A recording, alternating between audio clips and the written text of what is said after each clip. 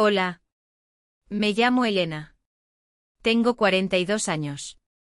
Soy madre, esposa y una persona que nunca pensó que se perdería a sí misma de una forma tan silenciosa y devastadora. Como un día normal en la playa con mi hijo se convirtió en una elección que no puedo deshacer. Como la soledad se transforma en algo que apenas reconoces hasta que es demasiado tarde. Si alguna vez te has sentido invisible, si alguna vez te has preguntado cómo un corazón puede romperse sin hacer ruido, quédate conmigo. Escucha mi historia y dime, ¿alguna vez te has enfrentado a límites emocionales para los que no estabas preparado? Comparte tus pensamientos en los comentarios. Me interesa mucho escuchar tu perspectiva. Han pasado 2 años desde el día en que todo en mi vida comenzó a cambiar. Soy Elena, de 42 años, esposa, madre y poco a poco, una mujer que se olvidó de sí misma. Mi matrimonio con Carlos, mi esposo, fue una vez el sueño sencillo que anhelaba. Después de más de 15 años juntos, habíamos construido un hogar tranquilo y criado a 2 hijos maravillosos. Mateo tiene 16 años e Isabel, nuestra pequeña, cuya risa solía llenar cada rincón de la casa. Desde fuera, la gente decía que lo tenía todo, pero hay un vacío que no se puede medir con la mirada de los demás. Carlos se había vuelto cada vez más consumido por su trabajo. Reuniones tardías, largos viajes de negocios a Monterrey, disculpas apresuradas. Al principio me convencía a mí misma de que lo hacía todo por la familia. Pero con los años, esas seguridades dejaron de calmar el hueco que crecía dentro de mí. Las cenas a menudo carecían de la presencia de Carlos. Cuando estaba apenas repasaba los platos, haciendo preguntas formales. ¿Terminaste la tarea? Tengo un vuelo temprano mañana. Me había convertido en una sombra silenciosa, el pegamento que mantenía unida a una familia que apenas notaba mi presencia. Muchas noches me sentaba sola en el salón a oscuras, escuchando el tic-tac del reloj, y me preguntaba, ¿acaso él todavía me ve? A veces observaba a Carlos dormir a mi lado. La tenue luz de la lámpara de noche acentuaba las finas arrugas alrededor de sus ojos. Él había cambiado. Y quizás yo también. Ninguno de los dos ya se buscaba, ni se escuchaba, ni siquiera se miraba como antes. Poco a poco aprendí a soportarlo. Mantuve una sonrisa al llevar a Isabel a la escuela. Me ocupaba de la casa por inercia. Todavía hablaba con Mateo en los días en que estaba dispuesto a abrirse, pero por dentro pequeños pedazos de mí se rompían en silencio. Creía que era lo suficientemente fuerte para vivir con esa negligencia, hasta que una mañana, Carlos hizo las maletas apresuradamente y dejó las palabras familiares: lo siento, un viaje de negocios urgente. Y ese día, como siempre, simplemente asentí en silencio, tragándome con dificultad la amargura que subía por mi garganta. Ese día, decidí llevar a Mateo a la playa. Un plan que originalmente era para toda la familia, pero que ahora solo quedaba para nosotros dos. Pensé que la brisa del mar y la luz del sol me ayudarían a olvidar el vacío. Pero estaba equivocada. Fue allí, en la arena blanca bajo el sol ardiente de la Riviera Maya, donde comencé a enfrentarme a las profundas grietas dentro de mí. Grietas que había fingido no ver durante tantos años. Esa mañana, el cielo estaba sorprendentemente despejado. Una pequeña maleta estaba cuidadosamente guardada en el maletero del coche, e Isabel se despidió de su hermano y de mí antes de ir a casa de su abuela. Solo quedábamos Mateo y yo. El viaje a la playa, que una vez esperé que uniera a la familia, ahora se sentía como un eco de lo que podría haber sido. Pero Carlos, como siempre, estaba ocupado. «Todavía vamos a ir, ¿verdad, mamá?», preguntó Mateo. En sus ojos había una mezcla de anticipación y vacilación. Sonreí, ocultando el nudo en mi garganta. «Claro que vamos, mi amor», dije, dándole una suave palmada en el hombro. Durante todo el camino a Tulum, Mateo se sentó a mi lado con los auriculares puestos, mirando por la ventana. En su rostro aparecían rasgos de madurez que no había notado antes.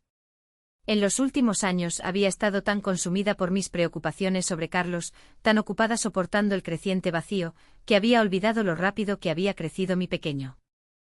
Había una ligera incomodidad entre nosotros, una falta de familiaridad, como si ambos estuviéramos tratando cautelosamente de redescubrir el antiguo ritmo de madre e hijo. Miré a Mateo y una oleada de ternura llenó mi pecho. Mi hijo ya era tan mayor. Una parte de mí quería romper el silencio, hacerle cientos de preguntas sobre la escuela, los amigos, sobre todo lo que guardaba en su creciente corazón. Pero las palabras se quedaron atascadas en mi garganta.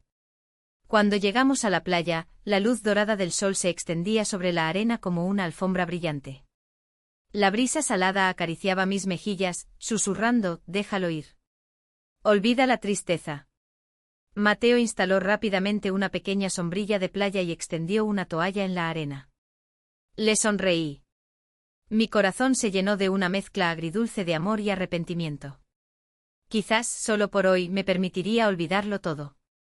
Me recliné en la toalla, cerré los ojos y dejé que la cálida luz del sol bañara mi cuerpo cansado. Una voz interior susurró, disfruta esto, Elena. Solo un respiro. Mateo se sentó a mi lado jugando con la arena y mirándome de vez en cuando. La distancia entre nosotros en ese momento era tan pequeña y, sin embargo, de alguna manera, inmensa. ¿Acaso pensaba que este viaje era solo un escape del frío de Carlos? ¡Qué pensamientos! Pero entonces no sabía que aquí, bajo los rayos del sol y el relajante sonido de las olas, la frágil línea entre la soledad y un anhelo silencioso comenzaría a desdibujarse. La luz del sol se suavizó, tiñendo la playa de un tono dorado miel. Me giré con cuidado sobre la toalla, sintiendo la brisa salada del mar acariciar mi piel. Mateo, ¿puedes ayudarme con el protector solar?, pregunté en voz baja, sin pensarlo mucho, solo porque mi espalda empezaba a quemarse y en esa enorme playa solo estábamos nosotros dos. Mi hijo de 16 años, con sus profundos ojos marrones y su cabello naturalmente despeinado, dudó un momento y luego asintió. Sí, mamá, respondió en voz baja. Me tumbé boca abajo apartando el pelo hacia un lado y exponiendo mi espalda desnuda a la suave luz del sol. Mateo cogió la crema. Sus torpes dedos aplicaron finas capas sobre mis hombros. Su primer movimiento fue lento, con una cautela que me hizo soltar una risa ahogada. Puedes ser un poco más firme, le aseguré manteniendo un tono suave. Mateo sonrió torpemente y siguió mi ejemplo. Su mano era cálida, ligeramente temblorosa, pero muy cuidadosa. Cerré los ojos, dejándome relajar, disfrutando de este cuidado inocente. Y entonces Mateo se detuvo torpemente, claramente sintiéndose incómodo, sin saber cómo aplicar el protector. Mateo distribuyó torpemente la crema por mis hombros, evitando cuidadosamente bajar demasiado, respetando los límites. Me quedé inmóvil por un momento. Una parte de mí gritaba: detente, Elena. Pero otra parte, la parte débil que había escondido durante tantos años de soledad, anhelaba esta ternura desesperadamente. Mateo se detuvo como si esperara una reacción. Abrí los ojos, encontrándome con su mirada. En sus ojos ya no había la mirada de un niño pequeño. Eran los ojos de un joven que cuestiona, que anhela confianza. No dije nada. Tampoco me levanté, simplemente me quedé en silencio, permitiendo que ese momento quedara suspendido entre nosotros. Frágil, peligroso y sin nombre. La brisa del mar seguía soplando, las olas seguían rompiendo rítmicamente en la orilla. Pero dentro de mí, una pequeña grieta se abrió. Y Elena, esposa de 42 años de un hombre eternamente ausente, se dio cuenta de que estaba en el frágil límite entre la necesidad emocional y la responsabilidad familiar. Y desde aquí supe que nada volvería a ser igual. Esa noche un silencio asfixiante se apoderó de la casa. Mateo se retiró temprano a su habitación, y yo deambulé entre el salón y la cocina, sin saber qué hacer más que lavar y limpiar constantemente. Esa noche no dejaba de pensar en los gestos atentos de Mateo, en su torpe amabilidad, recordándome lo mucho que nos habíamos distanciado. Cada vez que cerraba los ojos, sentía claramente su palma deslizándose por mi piel, como una marca imborrable. Me culpaba a mí misma. Me decía que era solo un accidente, un momento fugaz de soledad y agotamiento. Pero en el fondo sabía que no había podido evitarlo. Cuando el reloj se acercaba a la medianoche, me senté en el sofá. La tenue luz amarilla iluminaba suavemente las paredes silenciosas. Me preguntaba qué hacer cuando escuché unos pasos sigilosos en las escaleras. Mateo apareció en el umbral, vestido con una camiseta holgada y pantalones de chándal. La luz tenue dejaba su rostro mitad iluminado, mitad en la oscuridad, acentuando aún más una mezcla de confusión y determinación. «Mamá, ¿todavía estás despierta?», susurró Mateo. Me sobresalté. No puedo dormir. Dudó en acercarse, luego se sentó a una distancia prudencial. Nadie dijo una palabra más. Solo quedaba el tic-tac monótono del reloj y el suave aliento de la brisa nocturna primaveral fuera de la ventana. Él me miró. Su mirada ya no era tan despreocupada como antes. Era una mirada inquisitiva, que buscaba algo más complejo. Aparté la cara apretando el puño con fuerza. «Necesitas dormir, Mateo». Intenté hablar con calma, pero en lugar de levantarse, susurró, «Mamá sabe que algo no estuvo bien hoy, ¿verdad?». Cerré los ojos con fuerza. «No preguntes, no me hagas hablar de ello». Pero él insistió. Cada palabra era cautelosa, pero llena de determinación. «No quiero que te sientas sola nunca más». Abrí los ojos y me encontré con esa mirada. Una mirada que hizo que mi corazón se encogiera de miedo y de una intensa vulnerabilidad emocional que nunca antes había sentido. Nos miramos. Mateo se acercó sigilosamente sentándose a mi lado. Un pequeño gesto, pero suficiente para hacer que toda mi racionalidad se tambaleara. Oh Dios mío, era tarde y estaba débil. Nos miramos un momento más. Luego me levanté bruscamente, casi corriendo hacia las escaleras. «Buenas noches, mi amor», dije con voz temblorosa. Sin atreverme a mirar atrás. Detrás de mí Mateo no dijo nada, solo el silencio. Un silencio pesado, denso, que señalaba que la frágil frontera entre nosotros se había roto de nuevo. Pensé que a partir de ahora, cada minuto de silencio y cada mirada entre nosotros estaría llena de un dolor y una incomprensión tácitos, subrayando nuestro aislamiento compartido. Y no importaba cuán casuales fueran, contendrían una fuerza insondable a la que me resultaría difícil resistirme. Cerré la puerta detrás de mí, y me apoyé en la madera fría. La oscuridad de la habitación parecía espesarse, envolviéndome en una ansiedad sin nombre. Nadie era pequeño. Jadeé en busca de aire, como si acabara de escapar de algo mucho más grande que yo. En esta historia, ya nadie era pequeño. Ni yo, ni Mateo. Me derrumbé en la cama, con los ojos bien abiertos en la oscuridad. Todo en lo que alguna vez había creído, el matrimonio, el deber y la maternidad, se desmoronaba en pedazos dentro de mí. Nuestras interacciones se habían vuelto emocionalmente complejas y confusas, llenas de desconcierto.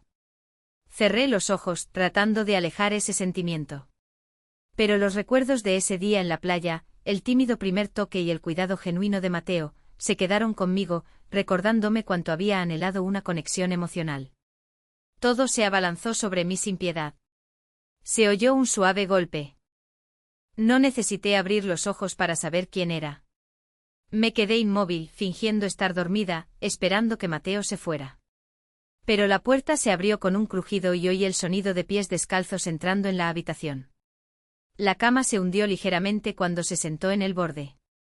El silencio nos envolvió poniendo a prueba mis sentidos una vez más. La voz de Mateo era ronca, como si hubiera estado luchando consigo mismo. Me di la vuelta presa del pánico subiendo la manta, creando un frágil escudo entre nosotros. «Mateo, tienes que volver a tu habitación», susurré con voz temblorosa y ahogada. «Solo un minuto», susurró él casi suplicante. «Solo déjame quedarme aquí». Negué con la cabeza. Las lágrimas corrían impotentes. «No, no podemos. Esto está mal, Mateo». Y sin embargo no me tocó, no forzó nada. Simplemente se sentó allí, un recordatorio viviente del vacío que había intentado enterrar durante todos estos años. «Mamá, ¿sabes?», preguntó Mateo en voz baja. Su voz temblaba. «Nunca he visto a nadie tan triste como tú». Apreté los puños bajo la manta. «No digas más. No veas el dolor». Ni siquiera quería admitirlo ante mí misma. «Toda tu vida ha sido para los demás», continuó Mateo, casi hablando solo. «Pero, ¿quién te ha mirado a ti?». Rompí a llorar, un sollozo que rasgó la habitación oscura. Me odiaba por mi debilidad. Odiaba que una parte de mí quisiera aferrarse a ese calor tan escaso. «Mateo, tienes que irte», sollocé. «Por favor». Se levantó lentamente como si cada paso le pesara. Antes de irse, Mateo se detuvo en la puerta. «Lo siento», dijo, «por hacerte sentir culpable solo por ser amada». La puerta se cerró tras él y me quedé sola de nuevo en la oscuridad, enfrentándome a la tormenta más feroz de todas, la tormenta dentro de mí. A la mañana siguiente la luz del sol se filtraba por las cortinas, pero todavía no encontraba fuerzas para levantarme de la cama. No había dormido en toda la noche. Todo dentro de mí estaba enredado como un ovillo de hilos anudados imposible de desenredar. Escuché el tintineo de los platos en la cocina. Mateo estaba preparando el desayuno. Como si nada hubiera pasado. Me senté enterrando la cara entre mis manos temblorosas. ¿Cómo podríamos volver a ser como antes? ¿Cómo podría mirar a Mateo a los ojos, mirar a Carlos a los ojos o mirar a Isabel a los ojos? Cuando había cruzado una línea de la que no había vuelta atrás, me obligué a levantarme. Cada paso se sentía como arrastrar piedras pesadas. En el espejo vi a una mujer de 42 años, pero sus ojos estaban pesados, como si hubiera pasado toda una vida esperando, sacrificándose y, finalmente, derrumbándose. Me dirigí a la cocina, donde el aire estaba lleno del olor a pan tostado y café. Mateo se dio la vuelta al verme y sonrió con una ternura tan cálida que tuve que apartar la mirada para ocultar el pánico que crecía en mí. «Buenos días, mamá», dijo como si la noche anterior nunca hubiera existido. Agarré la taza de café caliente con fuerza, como si fuera un ancla. «Buenos días», respondí. Mi voz era tan débil que apenas se oía. Desayunamos en silencio. Cada movimiento, cada mirada furtiva, se sentía como si estuviera llena de espinas, clavándose en mí. Mateo era diferente. Estaba tranquilo y gentil, como si no sintiera miedo ni arrepentimiento. Eso me alarmó aún más. ¿Cómo podía un chico tan joven permanecer tan sereno? Después de un error por el que yo, la adulta, no podía dejar de atormentarme. Cuando estaba limpiando los platos del desayuno, Mateo se levantó y se acercó. Su proximidad me congeló en el sitio. «Mamá», dijo con un tono profundo y cálido que nunca antes le había oído. «Sé que tienes miedo». Apreté el plato en mis manos. «No, Mateo, no lo hagas», susurré, negando con la cabeza. No me tocó. Simplemente se quedó allí, paciente pero firme. «Solo quiero que sepas», continuó Mateo. Su mirada atravesaba cada muro. Intenté construir. «No te obligaré». Mi corazón estaba destrozado. «No haré nada». Me di la vuelta, incapaz de soportar esa mirada. Mi corazón estaba roto. Todos estos años había anhelado que alguien me viera de verdad, me escuchara, me tocara no como una esposa bonita o una madre perfecta, sino como yo misma, Elena, una persona que luchaba por encontrarse de nuevo. ¿Cuál era el precio de ser vista? ¿Podría soportar esta carga? «Mejor sal a jugar», dije con voz temblorosa para que pueda limpiar. Mateo guardó silencio un momento, luego asintió suavemente. «Entiendo», dijo y se dio la vuelta. Cuando su figura desapareció por la puerta, me derrumbé sobre la mesa fría. Las lágrimas corrían sin control. Había perdido los últimos vestigios de paz dentro de mí. Y sabía que a partir de ahora, cada día nunca volvería a ser normal. Ese día, la casa se sumió en un pesado silencio. Carlos seguía ocupado en la oficina. Isabel estaba en casa de una amiga. Solo quedábamos Mateo y yo. Intenté ocuparme. Cada uno ocupaba su propio rincón, como extraños atrapados en una historia que se había desviado.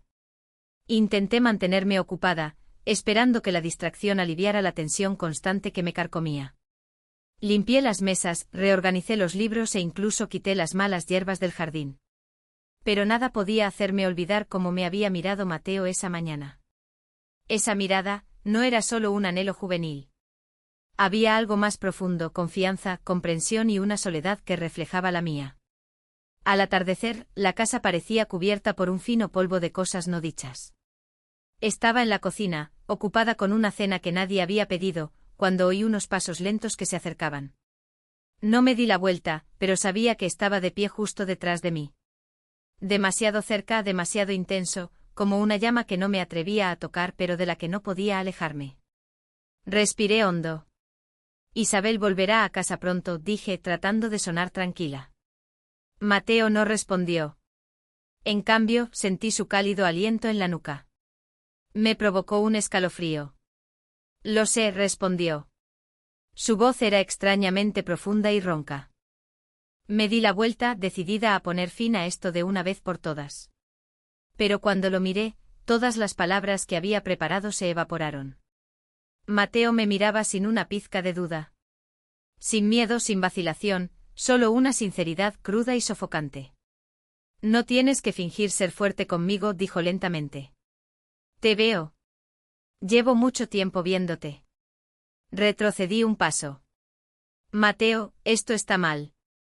Entonces, ¿por qué no me alejas?, preguntó él, no acusadoramente, sino con una honestidad dolorosa. Me quedé helada. Esa pregunta me hirió profundamente porque sabía la respuesta. No era por falta de juicio. No era que no supiera distinguir el bien del mal. Era que la necesidad de ser vista, comprendida y amada por quien era, había sido ignorada durante demasiado tiempo. Una lágrima silenciosa rodó por mi mejilla. Me cubrí la cara con las manos, como si al ocultar mis ojos, pudiera ocultar la culpa que me consumía por completo.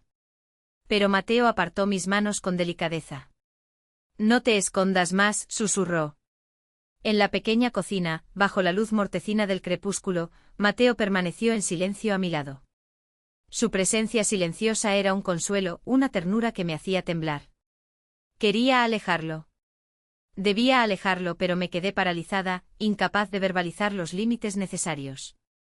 Me quedé allí profundamente conmocionada, dándome cuenta de lo solos que nos sentíamos ambos, como un alma que se ahoga aferrándose al único hilo de vida que le queda. En ese momento, todo en lo que había creído se derrumbó.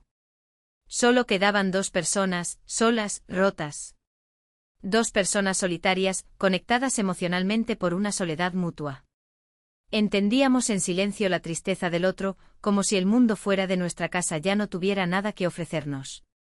A partir de ese momento me di cuenta de que Mateo y yo éramos conscientes de que nuestra relación se había vuelto compleja, algo que ninguno de los dos deseaba. A la mañana siguiente la luz del sol inundó la ventana de la cocina, iluminando los fragmentos silenciosos dentro de mí. Mateo se levantó temprano. No dijo una palabra, solo me preparó en silencio una taza de café, la dejó en la mesa y se fue, como si temiera que cualquier palabra pudiera romper aún más el ya frágil espacio entre nosotros. Me senté durante mucho tiempo, viendo cómo el fino vapor se elevaba de la taza. Solo una pregunta resonaba en mi cabeza: ¿qué he hecho? Nuestra relación había cambiado, perdiendo la sencillez que una vez tuvo. Ya no éramos una familia en el verdadero sentido de la palabra. Habíamos cruzado una línea que ni la casa de Carlos ni nada podría arreglar. Mientras estaba sentada en silencio, enfrentándome a mí misma, la puerta principal se abrió de golpe. Carlos estaba en casa. Me enderecé de golpe como un criminal atrapado en el acto. Carlos entró con el rostro cansado. Su camisa todavía tenía las marcas de la oficina. Hola, cariño, dijo como de costumbre, completamente ajeno a la pesadez asfixiante que llenaba esta casa. Sonreí la sonrisa más débil y distorsionada de mi vida. Hola. Mateo bajó las escaleras y nuestras miradas se cruzaron por un instante. Sin palabras, sin necesidad de ellas. Todo lo que había sucedido, los restos de la noche anterior, todavía flotaban en el aire, pesados, dolorosos y atormentadores. Carlos nos miró frunciendo ligeramente el ceño, como si sintiera algo extraño, pero rápidamente lo descartó como siempre. Nunca veía, nunca preguntaba. ¿Qué quieren para cenar hoy?, pregunté. La voz me temblaba ligeramente. Una pregunta trivial. Un intento desesperado de aferrarme a algo llamado normalidad. Carlos se rió entre dientes. Lo que sea. Me dieron ganas de reír. Lo que sea para mí. Si tan solo supiera lo que he hecho en mi búsqueda de sentirme amada de nuevo. ¿Lo diría con la misma facilidad? Mateo salió en silencio sin desayunar, sin decir una palabra. Me quedé allí, entre un esposo que todavía creía que todo estaba bien y el enorme vacío que crecía dentro de mí. Lo había perdido todo, mi familia, mi honor, a mí misma.